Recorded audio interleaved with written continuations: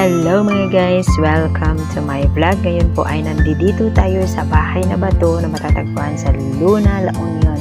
Pero bago po tayo pumasok sa museum, ay pasyal muna tayo dito sa labas ng gallery at hanapin natin yung daan na papunta sa may sea view o kaya sa observation deck. Tignan po natin kung ano ang mayroon sila dito. Siguro malamang maganda. At ito pong mga bato-bato dito ay mga pebbles po yan. Napakaganda niya. Kaya hanapin natin yung daan. Ayan po guys yung daan. Yan po makikita po natin dito ang ganda ng karagatan.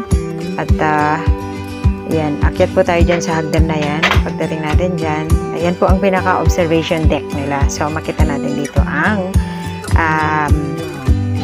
dagat.